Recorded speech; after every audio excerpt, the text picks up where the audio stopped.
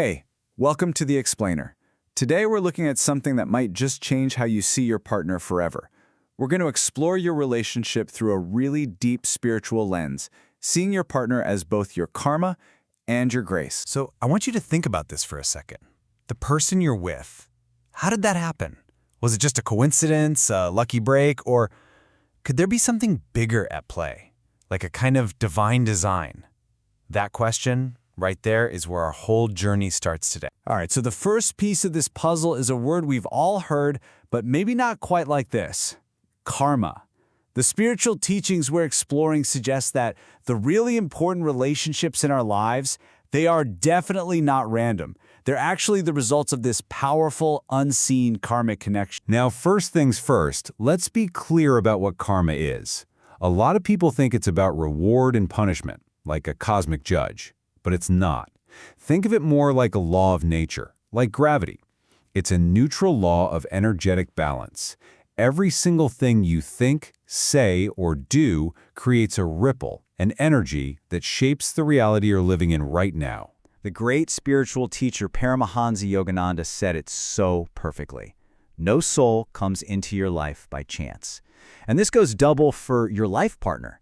It suggests there's this magnetic pull, an energetic appointment that was made a long, long time ago. So what this really means is that your partner isn't just some person you met.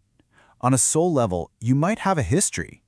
You've been drawn together to work on an unseen script, a script that's all about resolving old patterns, healing old wounds, and continuing a journey you started together a long time ago. Okay, so if your partner is here because of karma, what does that actually look like day to day?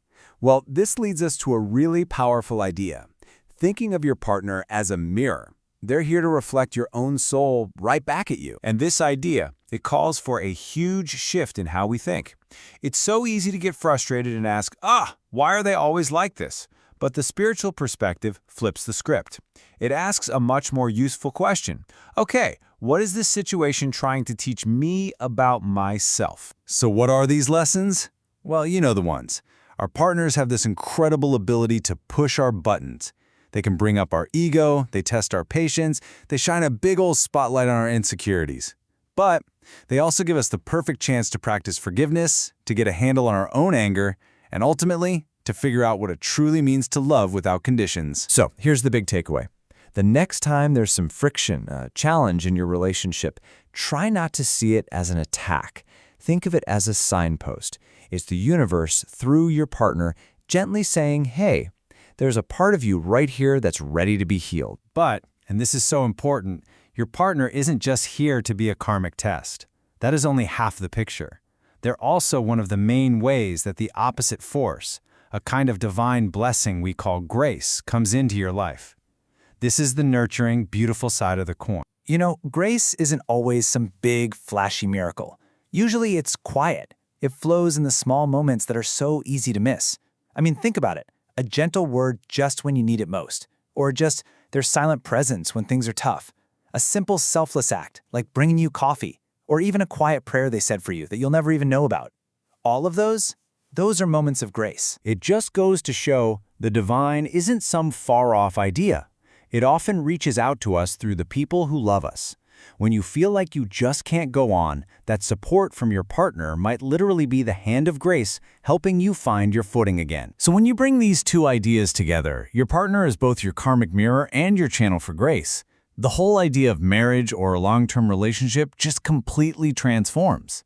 It stops being just a social thing and becomes a real, dedicated spiritual practice, what you might call a sadhana. Just look at the difference here. In a conventional relationship, the goal is often happiness and comfort, right? Challenges are just problems we need to fix, and the focus is usually on, what am I getting out of this? But in a spiritual partnership, the goal shifts. It's about growth and freedom. Challenges become lessons, and the question changes from, what can I get, to, how can I grow? And what's so cool about this is that your spiritual work isn't happening in some far-off monastery. It's happening in your living room. Every single time you decide to be patient instead of just reacting, every time you forgive, every time you let go of that need to be right, you are doing deep, profound spiritual work. When it comes down to it, all of this leads to a brand new way of seeing. It's about learning to look at your partner, your relationship, and even yourself in a totally different light, not just with your physical eyes, but with what you might call the eyes of your soul. Yogananda just nails the essence of it right here. When you see your partner as a soul who is on this journey with you, love becomes so much more than physical attraction or personality. It becomes a soul-to-soul recognition, a bond that's truly unconditional. And the result of seeing this way?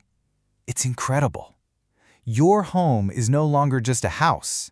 It becomes a temple, a sacred space for you both to grow. Your disagreements, they become opportunities for purification. Your simple acts of love become offerings. Your whole life together becomes less about a search for happiness and more about a shared path to freedom. So, I'll just leave you with this one last thought to chew on. We all want to be happy, of course, but what if the ultimate purpose of our most intimate relationship isn't just to make us feel happy? What if it's about something so much bigger, the deep lasting liberation of our soul?